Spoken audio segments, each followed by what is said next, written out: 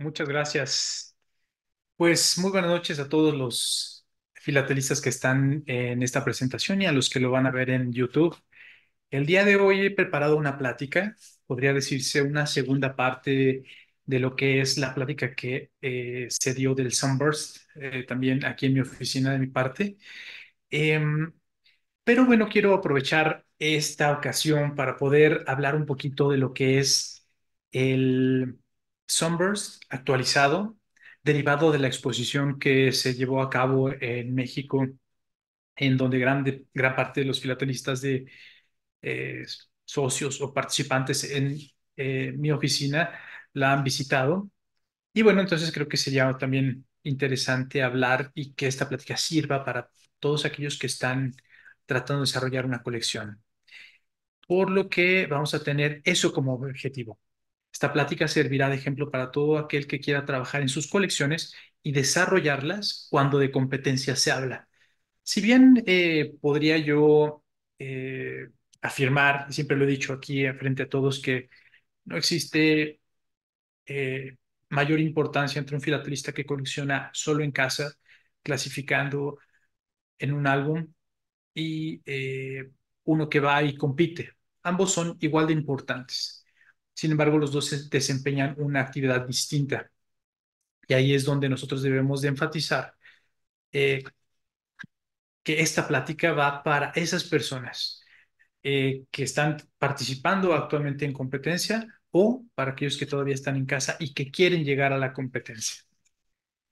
Les recuerdo brevemente, yo trabajo en un estudio con el Sunburst que inició Richard Salen y continuó Nicholas Follansbee y que derivado de ese estudio que ellos hicieron una publicación a través de MEPSI en 1994 que habla de los cierres de correspondencia registrada titulados Sunburst. Si ustedes ven la primera parte de esta plática, o no primera parte, la primera plática que se dio de esta, van a entender que Sunburst es un nombre filatélico, es un nombre que se le dio por parte de los filatelistas, pero no es un nombre que venga por parte del correo, ¿ok? Y después viene, después de este estudio, yo lo retomo para poder empezar a hacer lo que es la actualización. Y aquí viene un punto bien interesante. Cuando nosotros estamos trabajando en desarrollar una colección para competencia, por supuesto que tenemos que tener bases. En este caso, Nicolás, Richard y muchos otros ya sentaron las bases. Ahí están puestas en una publicación interesante. Pero cuando hablamos de competencia, tenemos que hacernos la pregunta, siempre como filatelistas, hacer una reflexión fuerte en realmente cuando yo, como filatelista, busco y localizo todo lo que está en el catálogo y lo exhibo, ¿estoy aportando algo? Esa pregunta tiene que ser clave para poder entonces entender que la competencia tiene unos lineamientos y que esos lineamientos tienen un punto de partida.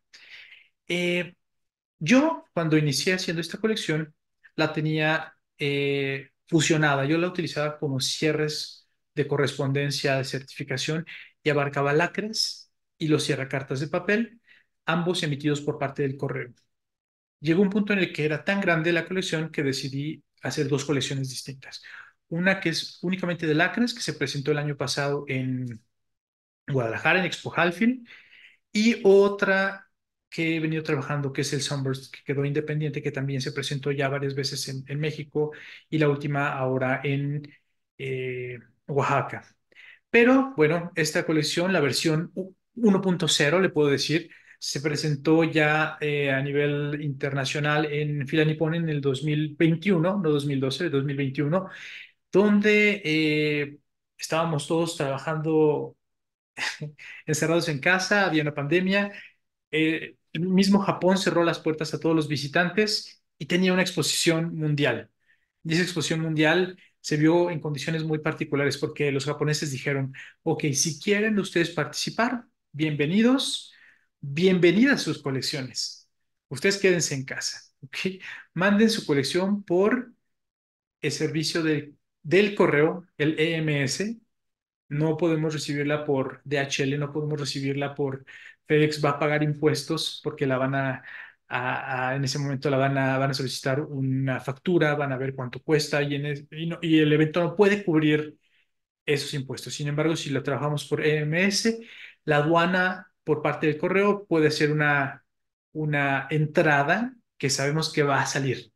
Entonces, no hubo muchos participantes de fuera del mundo, pero bueno, yo tomé el riesgo y la mandé porque era para mí un trabajo que había venido haciendo por ya más de una década y quería que la evaluaran.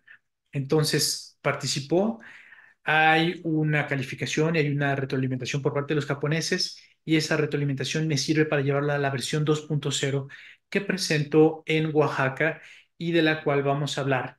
Yo insisto un poquito, les recomiendo que vean la primer plática porque van a tener mucho más entendimiento de lo que hablo. Aunque voy a dar una breve introducción, creo que lo ideal sería tener esa primer plática. Cuando lo están viendo en YouTube, entonces pongan pausa, vayan a la primera.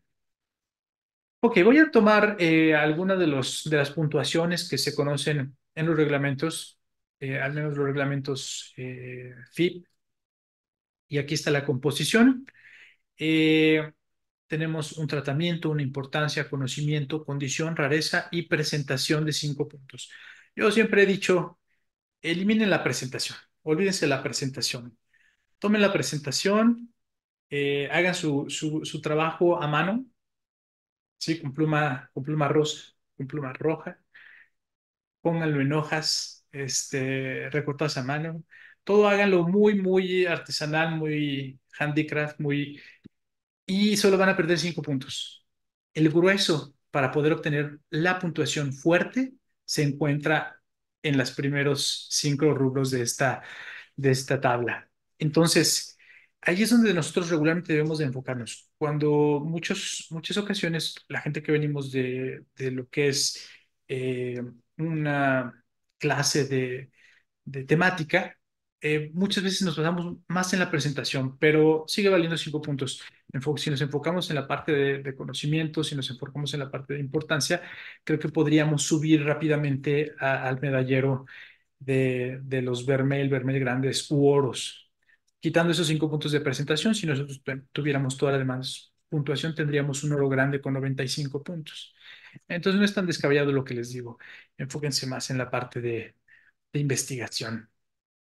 Ok, ¿qué hay de nuevo en esta colección? En esta colección, si bien ya había tocado un poco de antecedentes previamente a esta presentación, ahora decidí incluir lo que son los antecedentes de seguridad y certificación adicional a los antecedentes postales. ¿A qué me refiero con los antecedentes de seguridad y certificación? Creo que incluso Henry lo va a manejar muy bien. Hablo de estas viñetas que se utilizaban para documentaciones y no nada más para eso, sino también llegó el caso de utilizarse en correspondencia. Pero ¿cuál fue el objetivo de esto? Esta pieza es de 1889, es un marbete que aplicaba únicamente las secretarías del gobierno federal de México para validar los documentos. Vamos a ponerlo en este contexto, vamos a poner este ejemplo también. Yo puedo escribir una carta, poner que es un decreto o que es una solicitud a X país, la puedo firmar y puedo firmarla como el secretario de Relaciones Exteriores, pero lo único que le da validez a lo que yo pueda escribir es que yo tuviera este sello. Y este sello tenía un control muy particular, al menos en México, solamente los entregaba la Secretaría de Gobernación, entonces no cualquiera podía utilizarlos. Y todas nuestras embajadas, al menos de México, y todas nuestras secretarías tenían estos sellos para certificar la documentación, inclusive, por ejemplo, respuestas como esta que ven aquí también es un sello aplicado y curiosamente está aplicado en el mismo documento porque está anexando la respuesta y es una respuesta que dice que el documento es válido. ¿Ok? Entonces, estos dos marbetes que vemos aquí son el antecedente en papel. No es un antecedente postal, es solamente un antecedente oficial de seguridad y certificación, pero prácticamente sí, sí estaríamos hablando de que es el bisabuelo de los Sierra Cartas en México. ¿Por qué? Porque estos mismos marretes se utilizaron en correspondencia para darle prioridad para darle certificación y para dar un mensaje de esto es un documento importante. Esta carta que vemos aquí, que también la expuse en la primera presentación, es una correspondencia de lo que es la legación de México en Italia, que sale de Roma y que va a París. Y entonces podemos observar cómo esta correspondencia certificaba que era de una legación mexicana a través de ese sello, ¿ok? De ese marbete. ¿Tenía un uso postal? Sí, no era el uso postal oficial porque no lo expidió nunca el servicio italiano, lo expidió el servicio postal mexicano, lo expedía nuestra Secretaría de Gobernación a través del gobierno federal.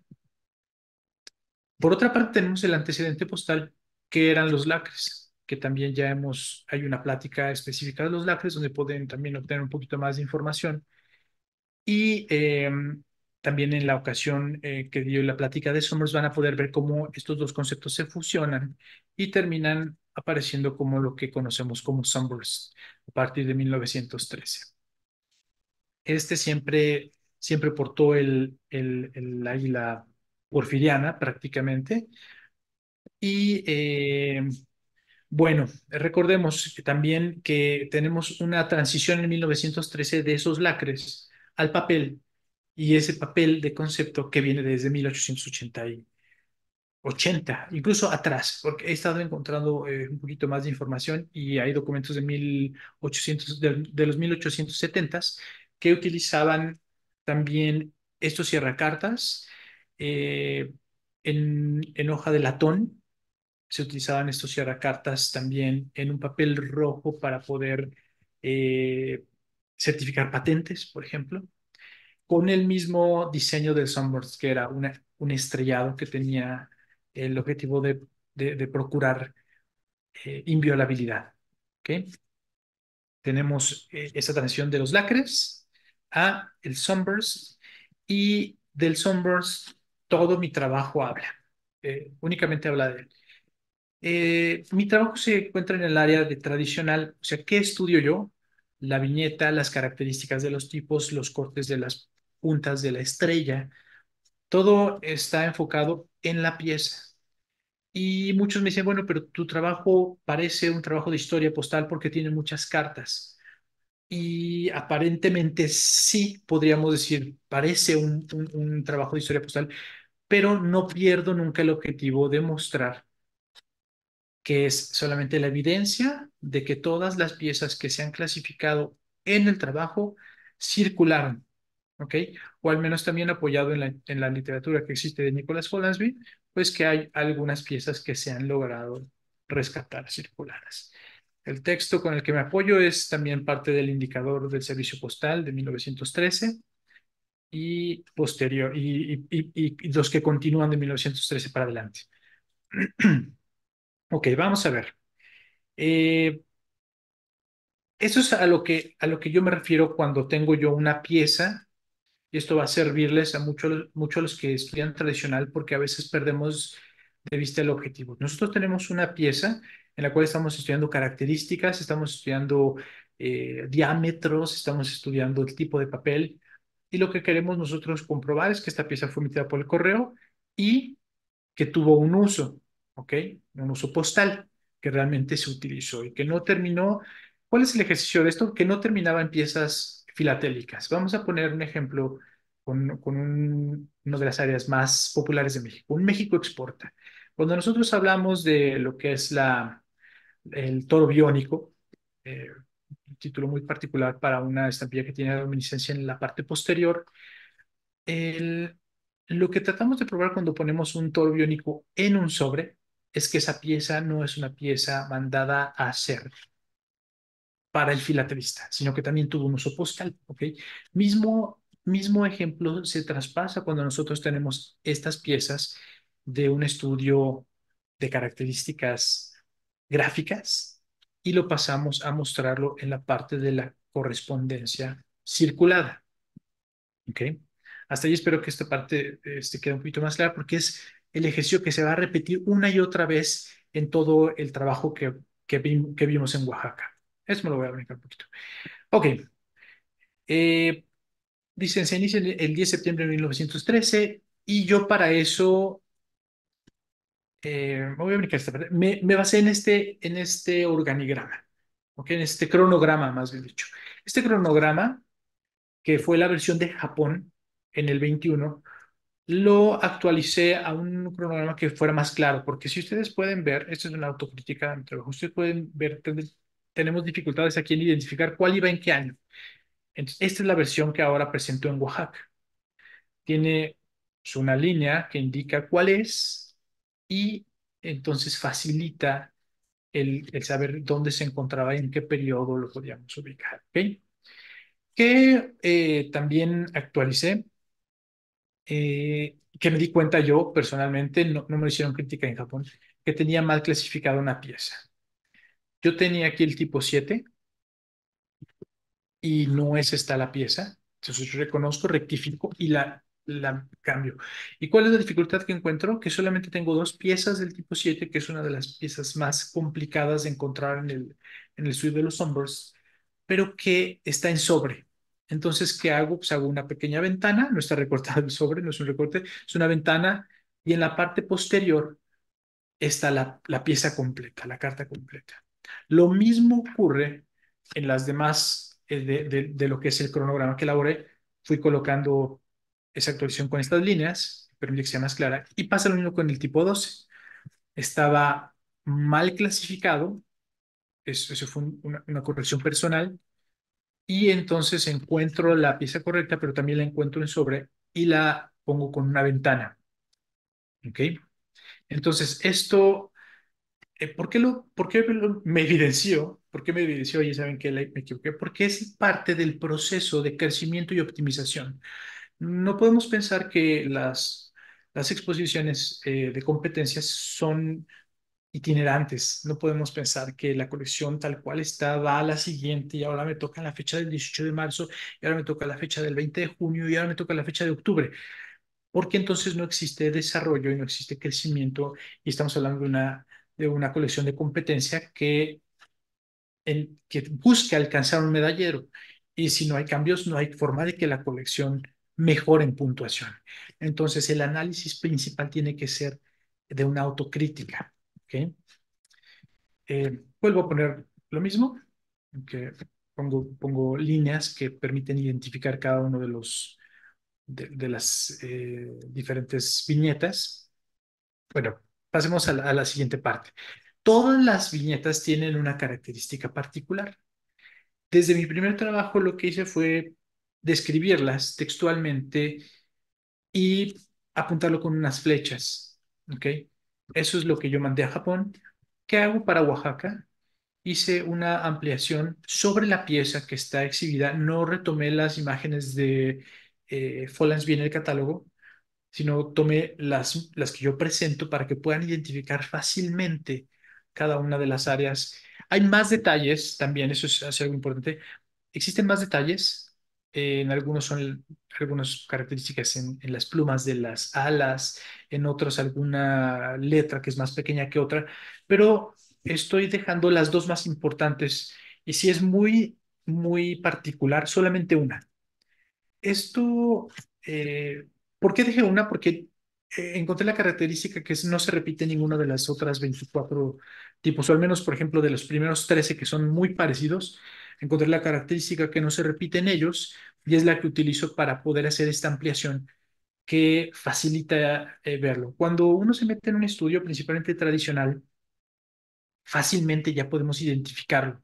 Pero recordemos que en nuestros trabajos, cuando están compitiendo, no es un experto en el área al que lo va a calificar. Es un juez que tiene el conocimiento de cómo juzgar, que sabe dónde va a investigar previamente, porque le mandaron una hoja inicial, e incluso en algunas ocasiones le pudieron haber mandado un resumen, y entonces él va a investigar para saber dónde enfocarse. Entonces nuestro trabajo tiene que hablar solito. Entonces, entre más facilitemos ese conocimiento que nosotros tenemos o que hemos investigado y se lo pongamos a la mano al juez, más fácil va a ser para él calificar. Ahora olvidémonos del juez. Veamos, consideremos a la persona que va a ver la presentación, va a ver la exhibición completa. Ellos tampoco son expertos, entonces si yo solamente describiera eh, la cabeza de la serpiente está pegada al anillo superior, pues posiblemente el que no conozca ni siquiera el escudo nacional de México, pues decir, ¿cuál serpiente? ¿No? Entonces, poniendo estas flechas y haciendo esta ampliación, estamos permitiendo que el trabajo hable por sí solo. Yo no tengo que estar ahí diciéndole al juez, mira, enfócate aquí, mira, esto es raro. Ya está, en medida no es lo mejor, pero es un esfuerzo por seguir evolucionando el trabajo que ya se había presentado 3 años atrás. ¿Qué cuestiones también coloco en la parte de la evidencia? Ahí en la parte de la evidencia de que las piezas sí circularon, las variedades que existen, todos los tipos que existen, ahí trato de retomar un poquito de un ejercicio de historia postal, aunque bien, si bien no es historia postal, estos sellos tenían, estos cierracartas tenían un protocolo y decían que debían de aplicarse en correspondencia registrada o certificada, ¿ok? Entonces, en el momento en el que el privado ponía su propio cierra carta, no exentaba al correo de aplicarlo. Estamos hasta ahí, creo que de acuerdo. Entonces yo lo que hago es pongo un tipo 9 y digo, este es el tipo 9, esta es la evidencia, pero yo seleccioné de todo mi material de historia postal el mejor para poder estar ahí. Entonces, ¿cuál es el que estoy introduciendo? El que en base a la historia postal tiene mayor carga de estudio. ¿Por qué? Porque presenta un reto para el servidor postal en esa época. Porque a él le llegaba una carta, llegaba cerrada. ¿Cómo podemos saber que llegaba cerrada? Este es el cierre privado. Las estampillas se aplicaron sobre el cierre. Quiere decir que primero estuvo el cierre, después fueron las estampillas. Y es un reto para el servidor postal porque él decía, bueno, es que yo tengo que ponerlo, tengo que aplicar mi cierre carta porque es la forma en la que yo voy a garantizar que esta carta no se viole. Entonces, ¿qué hicieron? Lo aplican en un costado, aún contra todo lo que serían las posibles adversidades de no estar como en el protocolo lo dice, pero sí cumplieron el protocolo. ¿Ok? Entonces, les mencionaba anteriormente, es estudio el cierra carta, muestro las características particulares de cada tipo, que si es la cabeza levantada, que si es la cabeza de la serpiente delgada, que si es la cabeza de la serpiente gruesa, y después paso a la evidencia de que sí circularon postalmente. Entonces, ya que estoy en esta parte de la evidencia, selecciono lo que en historia postal es lo mejor o más raro para poder ponerlo ahí. Y tengo varios casos en el trabajo que así lo he decidido poner, ¿ok? Entonces, bueno, ya habíamos también, otra de las actualizaciones que hago, desde el trabajo anterior había colocado lo que es un albino parcial. Aquí se puede ver cómo el grabado quedó en blanco, toda la parte que debía de ir este, entintada no lo está. Entonces, esto también he seguido haciendo investigación y búsqueda física de las piezas y encontré algunas otras piezas con obstrucciones notorias. Eh, Coloquialmente, en una jerga, vamos a llamar así, que en un lenguaje vulgar, cuando tenemos detalles pequeñitos en estampillas, en México decimos, bueno, no, esa es una caquita de mosca, es tan pequeña e insignificante que no va a ser relevante. Pero cuando tenemos obstrucciones grandes, pueden ser relevantes para el estudio y es también lo que yo pongo en parte de la evidencia. Aquí ustedes pueden ver, no está rasgado el papel, es una obstrucción, posiblemente un pedazo de algún otro papel, algún fragmento que había, que permitió, incluso aquí se alcanza a ver un poquito que estaba delimitado, que si tenía intenciones de ser impreso, pero no apareció. Y no está rasgado el papel porque también podemos ver el matasello del correo que está aplicado sobre esta parte. O sea, no es un papel rasgado, ya lo he revisado con luz, lo he podido ver bien y entonces lo pongo como parte de estas curiosidades que van saliendo. Y más como un defecto, no se puede clasificar como algo que puede ser repetitivo, porque posiblemente solamente esta pieza tenía un papel ahí, imprimió, no salió o se levantó y se cayó ese pedazo de papel y en las próximas ya salió completo. Entonces es una cuestión que queda como mera curiosidad, pero que se puede resaltar como un detalle de estudio. ¿Qué otra característica interesante viene?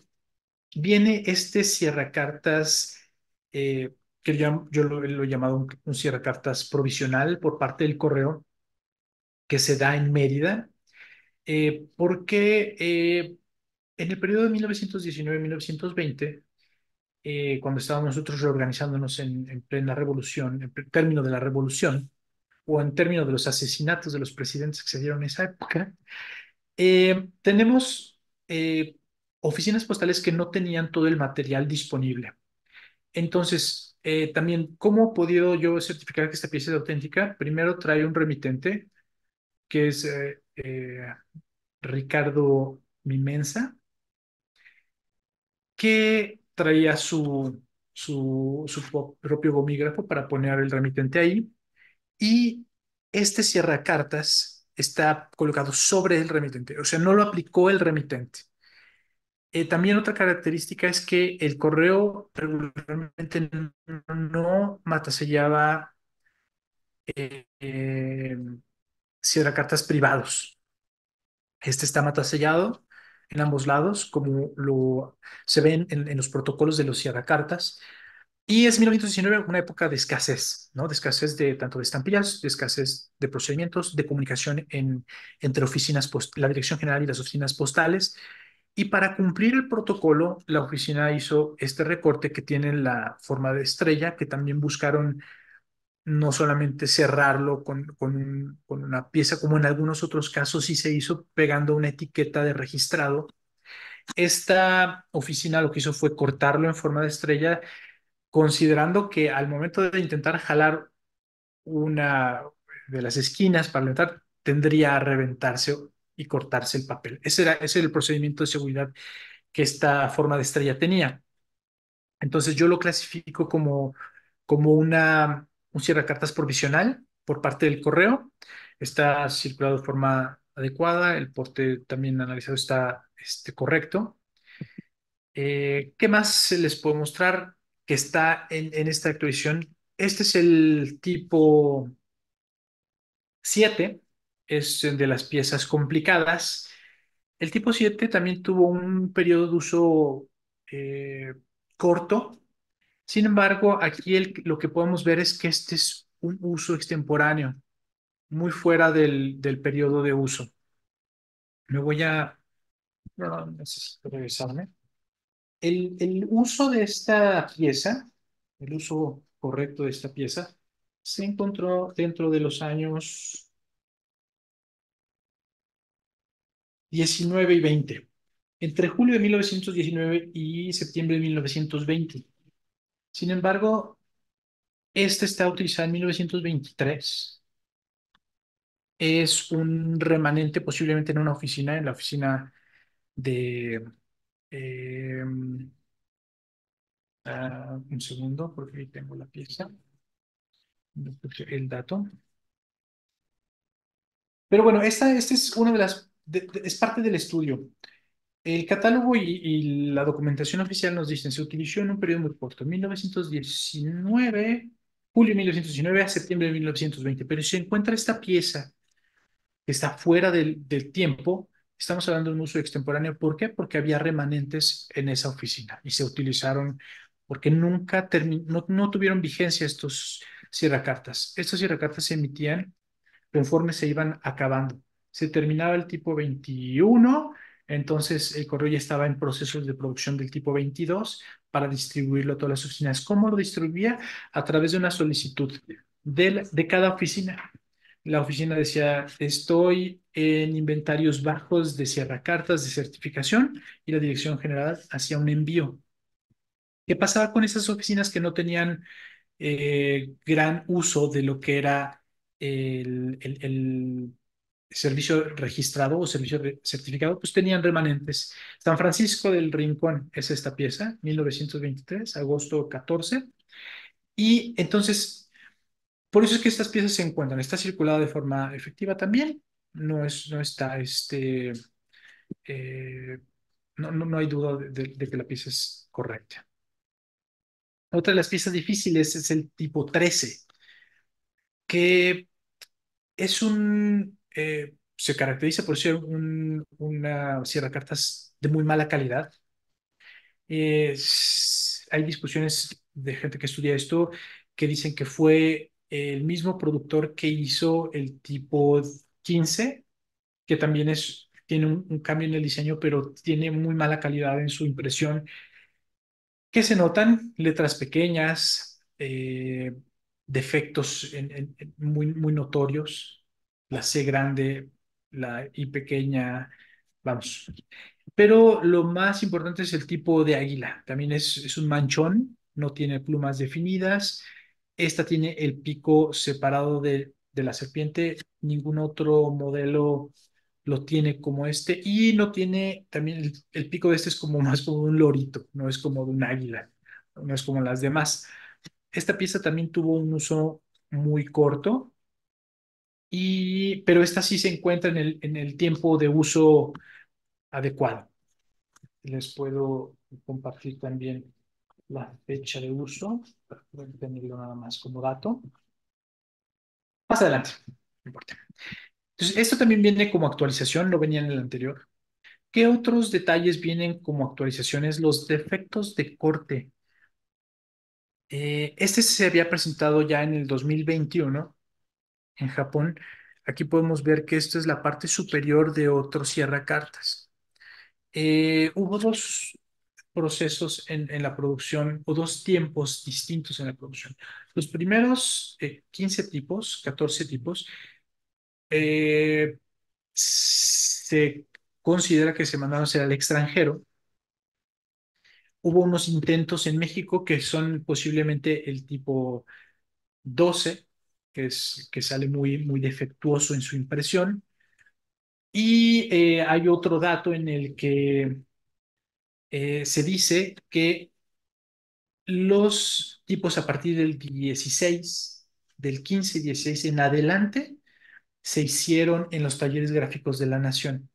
Se hicieron con una prensa Chandler que era eh, de un movimiento que era prensa prensa, impresión y corte al mismo tiempo, y que se iba metiendo papel por papel, o sea, de uno en uno. Entonces, si no sacabas tú la pieza, lo que ocurría es que volvía a marcarla.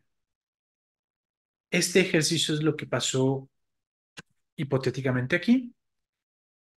Y segundo,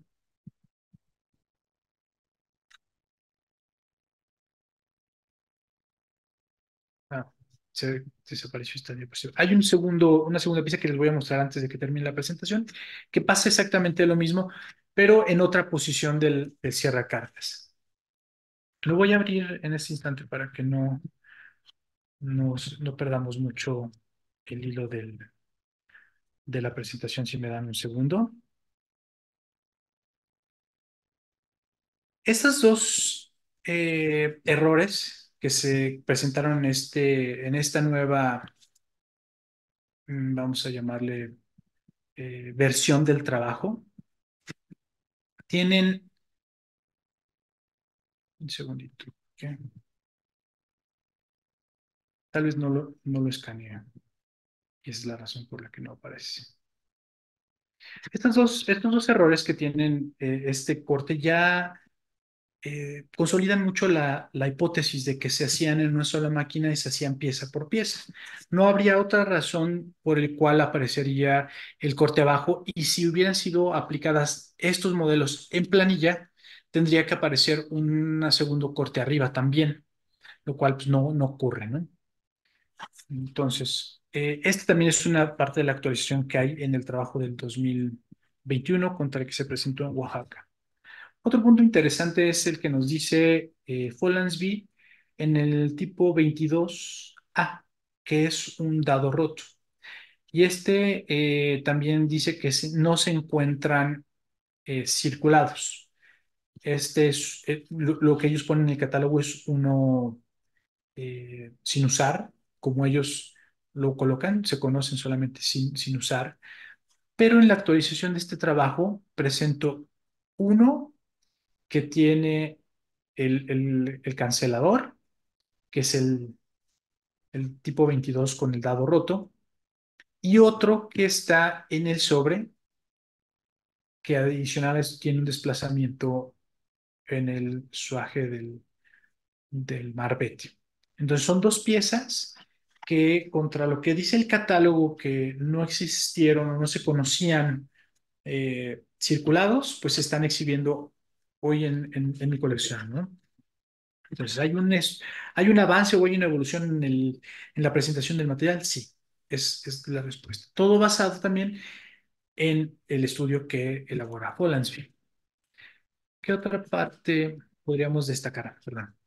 Eh, el servicio postal mexicano. Los marbetes que dicen servicio postal mexicano, si todos los demás dicen Correos México, este fue el único cuando el servicio postal mexicano intentó por primera vez descentralizarse en 1949.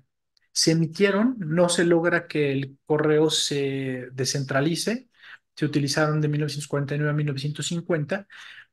Aquí está 1949. Ujú. Aquí lo pueden ver. Y este es 1950. Aquí en la parte de abajo lo pueden observar. Ambos servicio postal mexicano.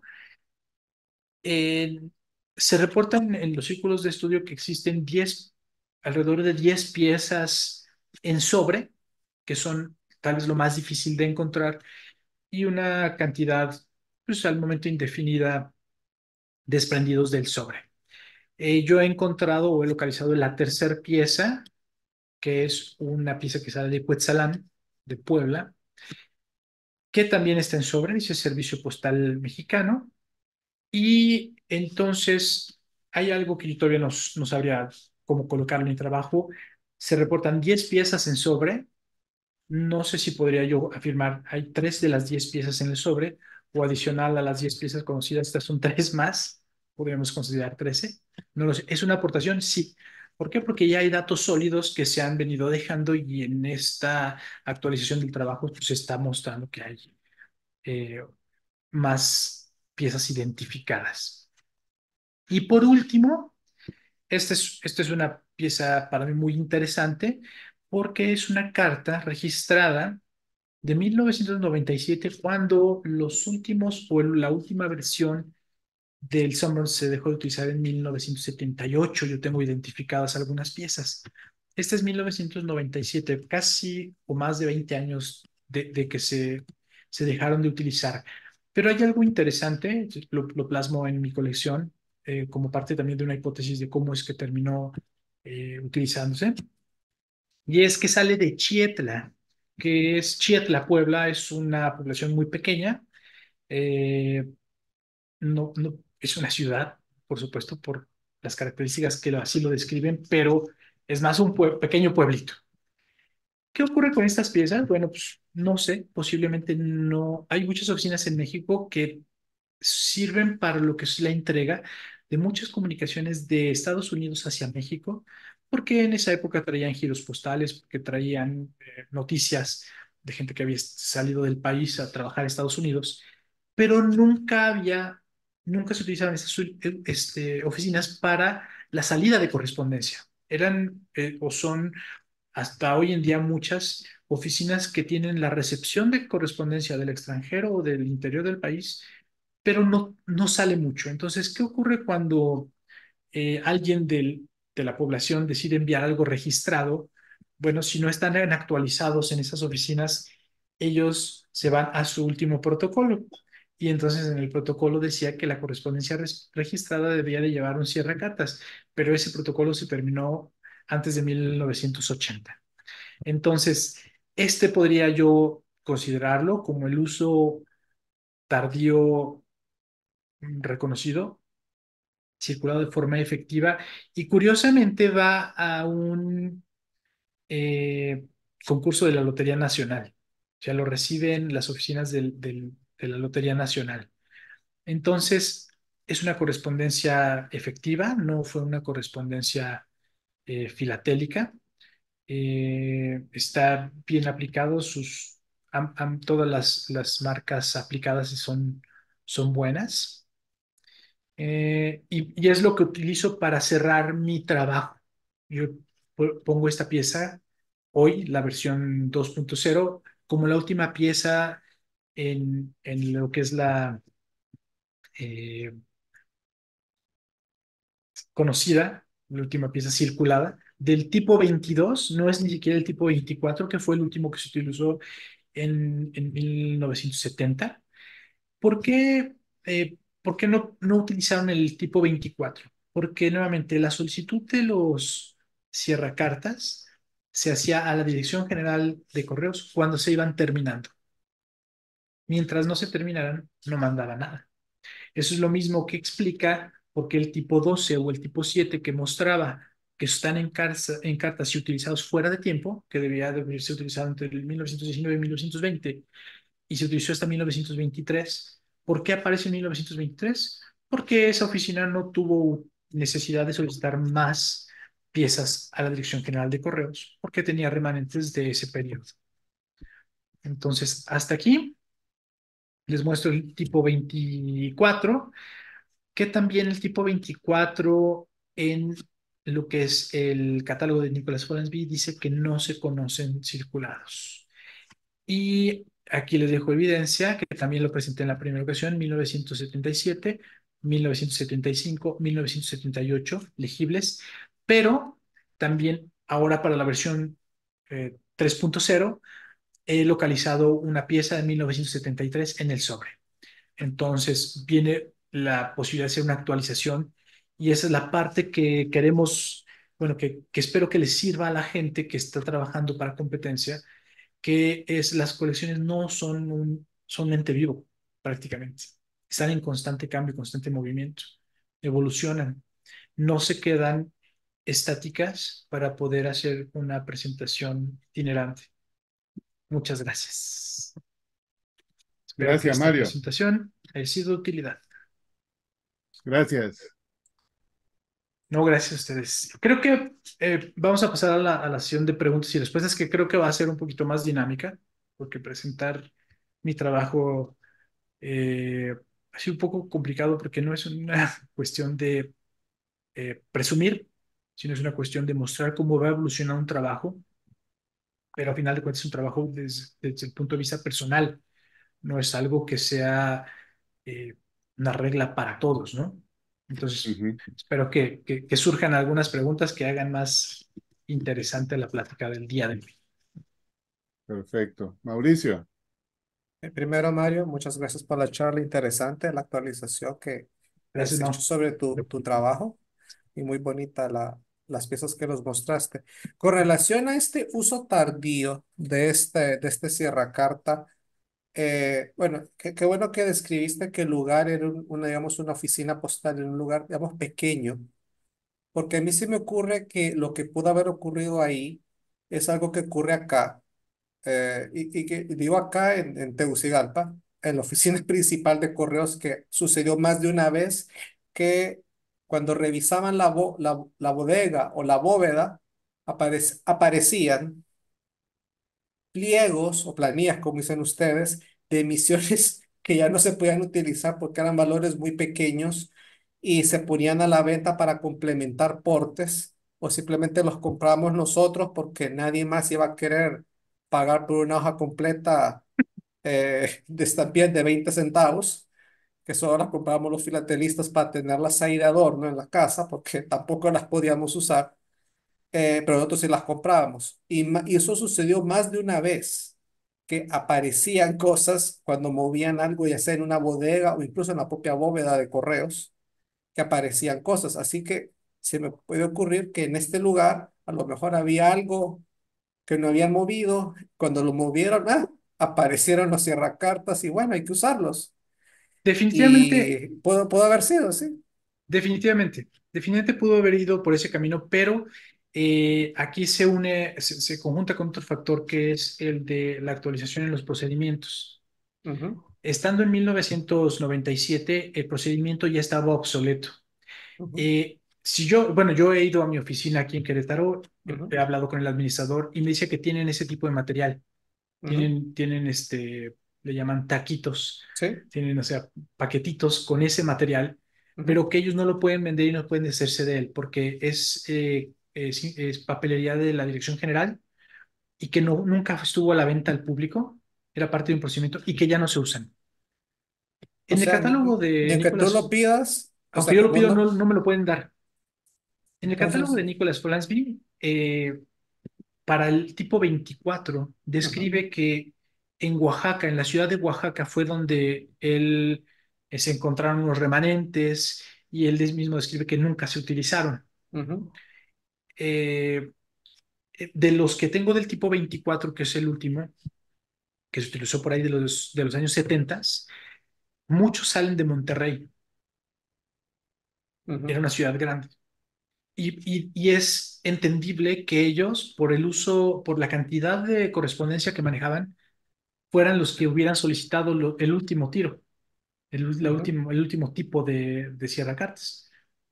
Ciudades con alta correspondencia, con altos envíos de correspondencia registrada, eran los primeros que iban a tener el último modelo. ujú. Entonces, mi ciudad no tiene del último, mi ciudad tiene del modelo 22 o 21, que es algo curioso, ¿no?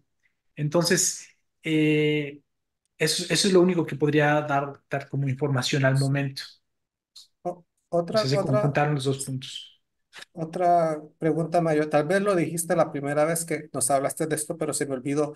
¿Entre qué año y qué año estuvo en vigente este Sierra Carta? Este tipo de... De septiembre de 1913, empezando el 10 de septiembre de 1913, y no hay una fecha de uso último, porque yo tengo identificado hasta 1978 en el tipo 24. y eran todos los registrados, Se ya sea, se supone que supone, por protocolo era toda la correspondencia registrada, ya sea eh, nacional o internacional. nacional o internacional, era Ok, indistinto. entonces Ujú. voy a compartirte esto que es un registrado, bueno, certificado para nosotros. ¿Qué, qué pasó? Sí, esto pasaba, era común, de hecho es común. Se agotaban y Pero no, no lo en el aplicaban. DF.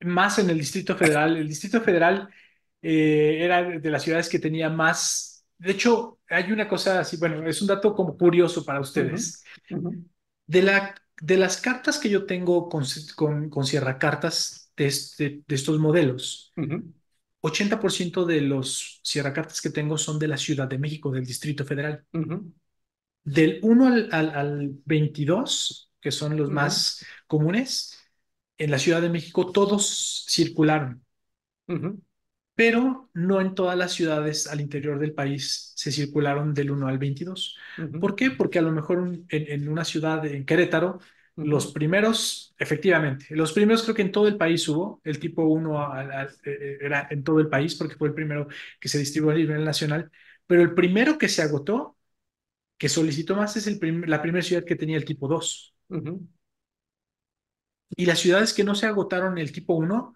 a lo mejor no alcanzaron el tipo 2 ni el ujú, tipo 3. A lo mejor ellos trabajaron con el tipo 4.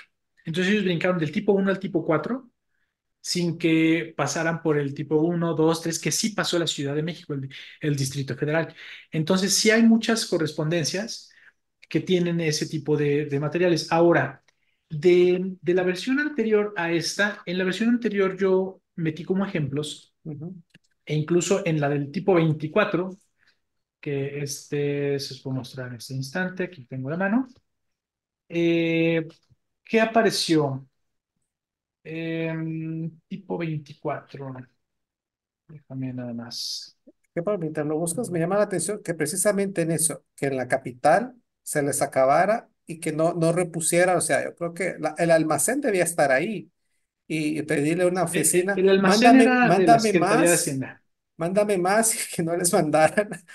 Y así tengo eso sobre, si hubiera sido del interior, espérate, ponlo ahí y lo muestro a todo el mundo. Claro.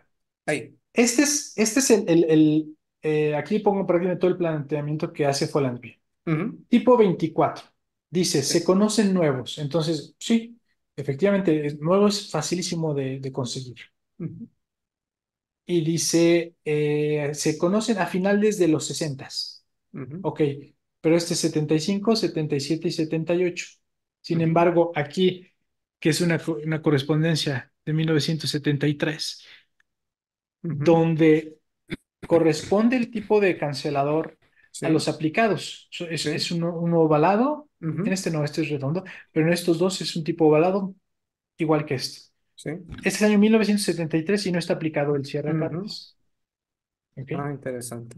Entonces, sí pasaba Ujú, comúnmente eso. Te digo, en los primeros años, por lo menos, tengo identificado de los años 1920 a los 1935, 36, ujú, cuando no había cierracartas, ponían una etiqueta de registrado en la ujú, parte posterior sin número. ujú, Eso también es muy común en ese periodo. Eh, Oficinas, a lo mejor como la Ciudad de México y algunas otras que no tenían creatividad, ujú, como pasó en Mérida, ujú, que muestro este que yo identifico o llamo un cierracartas provisional, hasta ujú, que volvieron a obtener los cierracartas que mandaba la Dirección General, pues eh, volvieron a colocar los Sunburst. ujú. Eh, Ojalá y pueda encontrar otro, porque ya consolidaría mucho más mi hipótesis, ¿no? Sí. Porque muchos podrían decir, no, este lo hizo el usuario, no sé, posiblemente, ¿no? Ujú. Pero Ah, está mata sellado y está en sí. una forma de estrella, que era algo que solamente el correo entendía.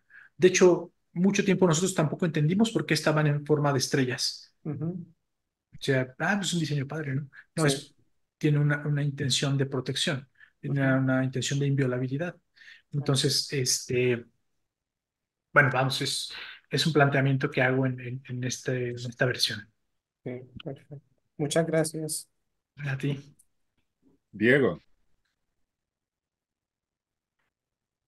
Mario, muchas gracias por la charla, muy linda. Y Gracias, medio Diego. como que en lo último que le comentaste a Mauricio, me respondiste, yo creo un poco. La duda mía era qué tan común o si has encontrado evidencia de falsificaciones en estos viñetas o en estos cierres. No, no he encontrado falsificaciones por dos razones. Primera era un material que estaba en uso únicamente por parte del correo. Solamente el servidor postal lo podía utilizar. O sea, no había nadie más que lo pudiera tener. Hay unas piezas que están nuevas. Esas piezas nuevas, de hecho las pongo y se las puedo mostrar directamente en la presentación. Les voy a compartir la pantalla. Salen de las oficinas por una simple razón, creo yo, que es la buena relación del filatelista con el servidor postal. Esa es la única forma en la que este material estuviera fuera de, de lo que era el servidor postal, ¿no? El administrador o el gerente de correos, llámenle como quieran. Una de ellas es esta, está nueva, tiene la goma.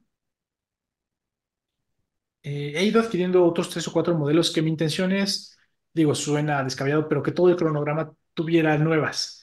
Sería algo interesante. No creo que pueda hacerlo, pero ay, es un objetivo personal, ¿no? Entonces, todas las piezas de los cierracartas estaban en manejo del servidor postal.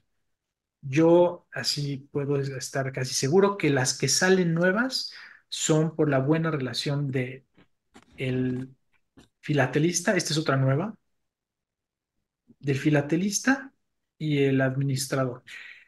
Falsificadas no he encontrado, pero sí he encontrado algunos fraudes filatélicos comerciales. 1949, la pieza que les mostraba que se utilizó en 1949, 1950, esta, es de las piezas raras, de las piezas complicadas. ¿Qué he encontrado? Sobres que traen los canceladores aquí y el Sunburst aquí en la esquinita, pegado, sin que lo toque ningún sello. O sea, lo adhirieron después para que pase como si hubiera sido una pieza circulada en 1949 o 1950. Eso lo he visto unas 4 o 5 veces. Estoy seguro que esas sí son falsificaciones, porque todos de los sobres que tengo, todos cancelaban el cierracartas. Era parte del procedimiento. Entonces, es muy complicado que saliera una pieza y que la pusieran en la esquinita. Así, ay, se me olvidó. Digo, si el mismo servidor se le olvidó en ese momento, pues la pega y la vuelve a cancelar. No había oportunidad o posibilidad de que la dejara sin cancelar. Entonces sí creo que hay fraudes filatélicos más que falsificaciones en el sobre. Bien, gracias, Mario. No de nada. Mario, yo tengo un par de preguntas y un comentario. Gracias. Empiezo con la pregunta. Has mostrado Gracias. algunos que tienen todavía parte de lo que era la parte externa del troquel. Y Así es. entonces, obviamente estos se han impreso en pliegos y luego se han cortado. Así es. Aluciendo a lo que dices de que hay nuevos de prácticamente todos, por decir, y que algunos salieron a la venta. ¿Tú alguna vez has visto algún múltiplo, algún pliego, un pedazo, alguna pieza de estas que tenga una parte grande de lo que lo unía con el otro cierre? Este es tal vez la pieza más grande que unía con el otro cierre y estoy haciendo una reconstrucción con todos los pedacitos que tengo y sí se unen. Eh, Les puedo compartir, si me dan un minutito, un pequeño video que hice solamente para mostrar que voy a dejar de compartirles, ¿eh? Para mostrarle a un grupo de filatelistas en el que yo estoy cómo se veían cuando estaban unidos. Entonces, si me dan un segundo, se los puedo mostrar. Pero mientras, si quieres, hacer tu segunda pregunta. Sí, la segunda pregunta es la comparación con Perú, ¿no? Porque Perú también tiene un cierre de seguridad que fue inspirado por el primer cierre, pero contrario al mexicano, solamente se imprimió una vez en 1916 y se acabó y no se volvió a emitir nada más. Ujú. Se hizo el comentario de ciertas poblaciones de que qué raro de que todos son de la oficina más grande. eh, Tú dices de que el 80% de los sobres que tienes son de México. En el caso de Perú, la mayoría de los sobres son de todas partes menos de Lima. La razón porque como habían 2.000, en promedio 2.000 oficinas postales, de 1.000.000 se distribuyeron 500 para cada una y obviamente Lima era la que tenía más volumen y se acabó más rápido. Entonces Así es. las oficinas más raras, digamos, matasellos, las más pequeñas, son las que llegan hasta el 21, 22, 23, han habido casos.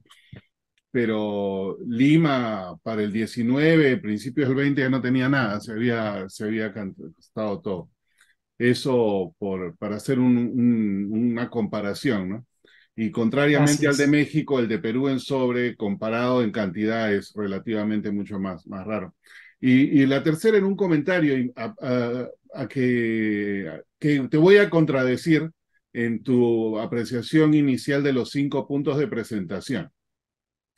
Para mí, y conociendo de que el juzgamiento es bastante subjetivo, para mí la presentación puede ser 5 puntos en papel, pero es por lo menos 50 puntos en la realidad. Porque una presentación buena condiciona a esa parte subjetiva del juzgamiento a darle, digamos, mayor entendimiento o mayor, digamos, estructura quizás al tratamiento o alguna otra cosa. Me ha tocado ver colecciones muy buenas con un tratamiento, digamos, mediano para arriba, pero con una presentación pobre, que no han ido a ningún sitio. Pero la Claro. misma colección, con el mismo tratamiento, con una presentación muy pulcra, ha tenido diferente aceptación. Entonces, en mi experiencia y en mi modo de ver, presentación son 50 puntos. Te doy la razón en el aspecto de ¿Que atrae más al juez? Sí. ¿Y que el juez puede tomar la decisión de prestarle más tiempo para calificarlo? Sí. ¿Que no debería de ser así?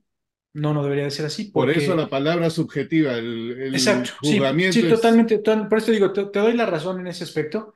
Este, y es algo eh, que sí sucede, o sea, sí, sí te lo puedo decir. Pero bueno, afortunadamente, yo podría decir, afortunadamente yo no tengo relación con jurados de México, eh, o vamos a decirlo, no tengo compañerismo, no tengo esa forma de trabajar con ellos como para que pudieran, este, eh, no sé, decirme dónde está lo bueno o lo malo de mi colección.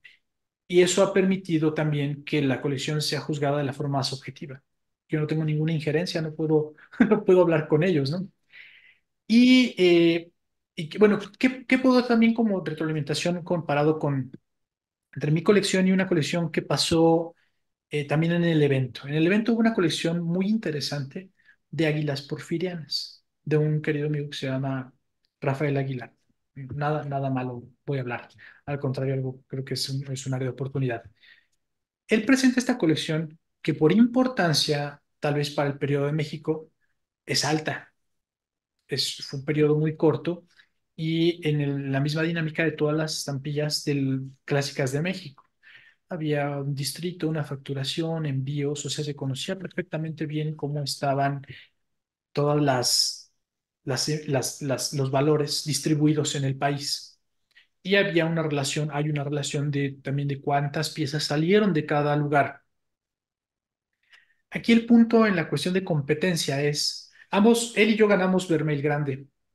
Aquí el punto de referencia y la reflexión es, cuando tienes una pieza de clásico de 1868 y la comparas con una pieza de 1913, la más antigua, y de ahí para adelante, ¿cómo pueden ganar las dos Vermeil?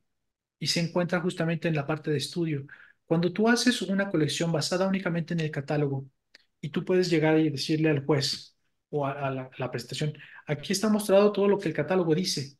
La pregunta es, entonces, ¿dónde están todas los puntos del área de conocimiento, del área de conocimiento? Va a haber, ahí es, bueno, es algo importante. ¿Conocimiento sobre de qué? Conocimiento sobre el catálogo, lo conoces a la perfección. Tienes el 100% de las estampillas que ahí están clasificadas, pero el conocimiento no se basa en saber cómo manejar el catálogo y cómo entender las estampillas. Se trata de ir más allá.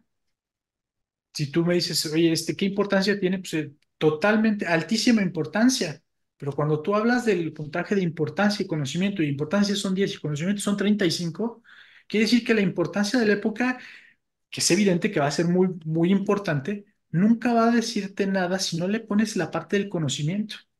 Y a eso le aunas todo el tratamiento, que es la parte en la que tú vas explorando las áreas de variedades, las áreas de color, las áreas de todo lo que el área de tradicional te dice. Entonces es como dices, oye, pero mi colección no es más importante que la tuya. Sí, pero en cuestión de desarrollo de la colección de exposición, pues llegaste al tope donde lo que el catálogo dijo. No hubo más que aportaras, por más que sea la más completa, no aportó nada nuevo a la filatelia de México. Hay un estudio de José Cosío, eh, que lo hizo exactamente sobre lo que es el periodo de las águilas imperiales. Está todo escrito y ese estudio es de 1930 más o menos, 32. Y tú llegas hoy a una exposición con todo eso que expuso Cosío, ¿dónde está la aportación a la filatelia de México? Esos son los puntos en los que tenemos que trabajar en México, por supuesto, para poder nosotros entender que hay ya tenemos que ir más allá, ya nos dieron chance de encontrar más material, ya nos dieron chance de encontrar algunas otras cosas que tenemos que ahora pasarlas al papel, ¿no? Al paper, como dicen los norteamericanos, ¿no? Cuando hacen estudios de investigación, ¿no? Y la publicación de estos. Entonces creo que esa es la parte en la que estoy enfocado en esta presentación, de mostrar que tenemos que ir más allá, porque la presentación, como dice Henry, y estoy de acuerdo con él, es 50% de que lo observen, es 50% de la calificación, de que pongan atención, de que vean las variedades, pero si aún con toda la buena presentación no hay nada nuevo, pues el juez no le va nunca a llenar la pupila, como dicen por ahí, ¿no? No lo vas a enamorar. Hay cosas que se pueden ampliar, hay cosas que no se pueden ampliar y en ese sentido otra vez viene la subjetividad y eso podría ser una conversación bien larga, ¿no? Pero el punto está, yo creo que la palabra clave que tú has utilizado es competencia. Exacto, Entonces, en competencia hay muchas maneras de ganar o hay muchas maneras de perder. Entonces, competencia involucra en mi primera reacción estrategia. Entonces, la exacto. estrategia natural es seguir un estándar o algo de referencia y los ejemplos que mencionas siguen ese ejemplo de referencia y a menos que no haya manera de ampliarlo, pero sí documentarlo, está dentro del parámetro. Entonces, yo no desconozco los temas estos que mencionas específicamente, pero de lo que yo conozco, el catálogo muchas veces del siglo pasado sigue siendo la referencia porque eso es todo lo que hay. Entonces, Ujú. esto, tratar de generalizar esa parte sería no solamente injusto, sino confuso por ese Claro, lado. En cosas que se han estudiado muy poco, siempre hay oportunidades, como, exacto. por ejemplo, una colección que a mí me encanta de México es la de Alejandro Grossman, esta de la Catedral de Puebla, porque nadie le ha prestado atención a esa estampilla súper común, pero te da todo por todas partes, pero no está nada de eso documentado. Y porque nadie lo ha documentado, porque la estampilla ni siquiera merecía el tiempo de nadie para que lo documente. Entonces, si alguien llega a ese punto, todo va a ser innovación y es fantástico. Entonces, esa vez, muchas veces la oportunidad. Entonces, hay esos grandes cambios. Eso es lo Claro. que opino, ¿no? Sí, sí, sí, definitivamente. No, yo estoy totalmente de acuerdo contigo. Creo que el, el, la, lo importante es que hablemos de competencia y no es una competencia de quién tiene la cartera más grande o más gorda, ¿no?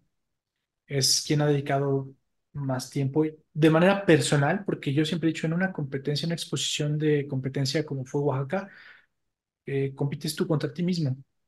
Por eso mi comparativo es qué ocurre con mi colección entre Filanipón de 2021 y Oaxaca del 2024. Es una competencia en la que yo tengo que superarme a mí mismo porque no, o sea, sería absurdo pensar que yo tengo que superar a alguien más, ¿no?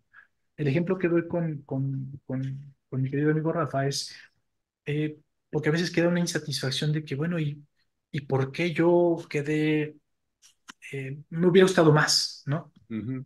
Me hubiera gustado hacer Bueno, más. Y muchas veces, y ahí también viene la subjetividad de la sub. sí, sí, sí, por supuesto, Sí. pero muchas veces el hacer más no es más que cambiar la forma en la que se está presentando, porque hay una parte también en la puntuación que dice tratamiento. Salte del tratamiento que le da un catálogo, deja la clasificación del catálogo a un lado y puedes tal vez encontrar una parte distinta y puedes obtener tal vez con lo mismo más, ¿no? Ese sería el punto de reflexión, que es, platicando otra vez con Heinz, bueno, pero sigue siendo una recomendación. Mientras nadie lo haga, pues es un tema que no, que pues ahí está, Sí, ¿no? O sea, claro. Bueno, ahí Mauricio está con la mano en alto. Sí. Mauricio.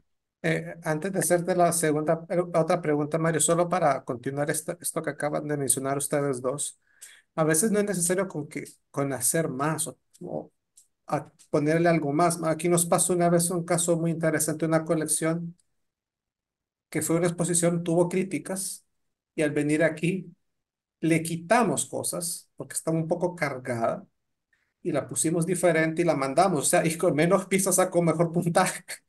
O sea, pero sin sacrificar obviamente o sea, lo importante estaba, pero le quitamos cosas. Así que a veces no con hacer más, a veces con hacer menos, porque le pusimos menos cosas, pero quedó mejor. y tuvo una mejor presentación. Claro. Pero el tratamiento no se sacrificó, la importación no se sacrificó, pero sí se quitaban algunas cosas que estaban de más. Entonces siempre hacíamos el chiste, mira, con menos piezas nos fue mejor. Sí, nos fue mejor, pero también la presentamos de una mejor manera y le quitamos las cosas anticuadas como las monturas de sobres, que ya no, para eso están los marquitos rojos que les puedes imprimir, cuestiones así, que quedó más bonita visualmente y eso se apreció. Ahora, la pregunta que te iba a hacer, ya de la charla que nos diste, eso que mencionas que en la oficina en Querétaro tienen el paquetito de cierres, ¿lo has visto? Si es que, ¿cómo les llegaba a ellos? Si venían hojas para que ellos las separaban o venían bultitos envueltos de alguna manera. ¿Te lo han enseñado? Sí, ellos ya lo tienen completamente desprendido amarradito así Sí, con papel, ajá, pero todos están así en pila. O sea, sí. no es tan, no hay forma ahí de saber si venían en planilla. Ah, ya. Ujú. Ah, ok. Y cuando dicen que ellos no lo pueden usar, es que, bueno, asumo que lo tienen registrado como un valor o cómo lo tendrán inventariado, digamos. Lo que Pa- pasa es que la papelería postal no es de uso público. Ujú, Entonces, esa papelería, ahora en Oaxaca se presentó una colección de papelería ujú, postal. Este, muchos de los formatos estaban usados, que son ujú, los a los que tiene acceso el usuario. ujú, O sea, un acuse de recibo, una ujú, forma de giro, esos tiene acceso ujú, el usuario usados, ujú, porque muchos de esos le correspondían como evidencia del servicio. Pero ujú, nuevos, en documentos se supone que están prohibidos que la gente los tenga porque pueden hacer mal uso de eso. Entonces, eh, están inventariados, a lo mejor como mucho de lo que tienen de correo, o sea, que a lo mejor en algún momento estuvieron contados, pero ahora no saben ni dónde están, ¿no? Así pasa. Este, pero esos, adicional de que están supuestamente inventariados, me han dicho no se pueden vender, no tienen valor comercial. ujú, O sea, ha habido cosas en el correo, en las oficinas donde yo visito, ujú, que por una lluvia fuerte se han inundado y se han destruido ujú, antes de poder ponerlos en manos de alguien que los conserve, ujú, ¿no? Entonces, en mi búsqueda de buzones del correo, ujú, de buzones antiguos, mi cartero me dice, en mi oficina, por décadas, hubo un buzón de madera con el escudo del correo tallado en madera ujú, que se movía de un lado para otro y nos movíamos de lugar de oficina y nos lo llevábamos hasta que quedó en medio de una gotera y ah, se pudrió y se deshizo. Dice, el, por qué el correo no fue capaz de rescatarlo? ujú, Entonces mucho de eso va a terminar así, o sea, va a terminar destruido, perdido en la basura por accidente y al final de cuentas, como no son importantes también para el correo, porque ujú. digo, eh, no creo que tengan acción legal sobre eso. Sí, porque, o sea, no es un valor, era solo para cumplir un requisito y Exacto. ese, ok. Gracias, Mario. No de nada. Rafael, Mario, gracias. Perdóname, tuve que llamar a una llamada de trabajo, no pude verla completa, no sé si lo que te voy a preguntar, no sé si lo llegaste a discutir, lo tendré que ver después, pero quiero preguntarte algo que tengo un sobre aquí y creo que tú habías enseñado algo de eso cuando vi a lo último y quiero preguntarte por la razón de que es, um, which screen is one? Este, Ahí viene algo. eh, Vemos en blanco a Rafael. yeah, Ahí ahora. está. Ahí Ujú. está. Este es un sobre que va de México a Puerto Rico, right? ¿Y por qué razón tiene como, esto tiene cierto color, del mismo color de- del cierre, los rayos tienen ese color así. ¿Todos son así o no? Es solo un tipo, no. De todos los que el correo emitió, hay un tipo que es el tipo, ahora te digo, Me el imagino tipo que hablaste de 6. eso y perdona, así que no quiero En, reír. en, en la primera plática, el tipo 6 no tiene ese contorno azul. De todos, ese contorno azul, como se hacía en una máquina única, que era una máquina, como les decía, una máquina Chandler, ustedes pueden buscar en YouTube funcionamiento de una máquina Chandler, que es una máquina que tiene un rodillo que sube en Sí, sé tinta, cuáles son. luego Sí. baja y Ujú. luego Ya, ya, ya. Sí. machuca, levanta y luego en tinta y sube. Y entonces en la parte de abajo se podía poner lo que era el grabado seco, la forma en Ujú. relieve, y en la parte de arriba se ponía lo que eran las cuchillas del suaje. Entonces, en esas máquinas, cuando pasaba el entintado, entintaba la cuchilla de corte. Y entonces Oh, cuando por bajaba, eso es que. Oh, ok. cortaba. En los primeros modelos. En los segundos modelos, por eso también otra cosa importantísima es, siempre salían perfectos, porque como se hacía en un solo movimiento, o sea, entintaba y luego bajaba y cortaba, o sea, Ajá. no había forma en que salieran desplazados. Ujú. Empiezan a surgir los desplazados cuando se cambia el método de producción, que fue el individual, eh, porque te voy a mostrar algunos por acá. Ah, Después se hicieron en impresión, si pueden. Bueno, a lo mejor no, perdón, perdón. Voy a compartirles mejor la pantalla, creo que está en mejor resolución. Ahí va. En los últimos modelos se hizo en dos pasos. Uno era la impresión la y corte. después al final el suaje.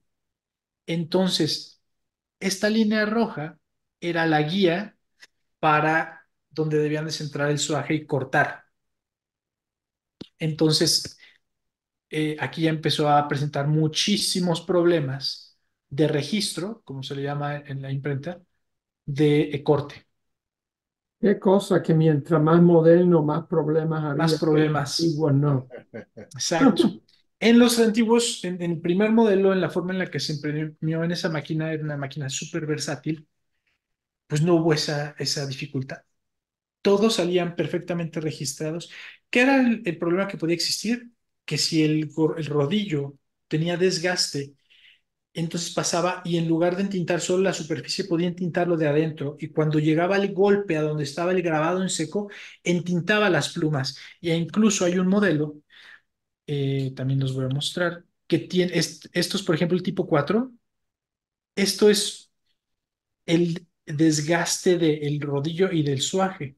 Cuando el relieve se perdía, tenían que impactar más y entonces también el rodillo entintaba la parte de adentro y quedaban estas plumas. Pero en realidad debían de aparecer como estos modelos, como el que ven aquí. O sea, debía de haber un grabado limpio donde no hubiera tinta, un corte perfecto y estas líneas pues eran las líneas del tintado de las cuchillas del suaje. Entonces, pues parecería precisión absoluta, pero era parte del procedimiento. Y digo, sí, sí cambian también con la época. ¿Cuál es el único que no tenía, y debo de ser bien honesto, no sé por qué no salía entintado? El tipo 6 este que está aquí, yo pienso que es el método de impresión también pudo haber sido diferente, porque este sí se encuentra con estos desplazamientos. Comparado con todos los demás, ese es el único modelo que tiene desplazamientos del registro del corte. Todos los otros de los primeros tipos son cortes perfectos, excepto el 6 y es el único que no tiene tintado en los Y el destellos, otro pues. que le seguía vi que no tenía, ¿no? Eso tiene, No, sí tiene también, o pero tiene muy, muy el que fino. está a la derecha Ah, y el que derecha, estaba abajo este. tampoco. No, Oh, todos tienen un filo muy pequeño, oh, ok, ok, ok. pero todos tienen, todos lo tienen. Y lo he visto así con lupa y Sí, sí, todos sí. tienen el corte, excepto esta. Pero también te digo, este es el único modelo que sí tiene desplazamientos. Entonces, mi entendimiento es que este se hizo también en dos tiempos. Se hizo primero la impresión con el grabado y después el corte de la estrella. E incluso la estrella también es distinta. Esta tiene los piquitos como más paraditos comparado con los demás, que es Está también más equidistante ajá. mm.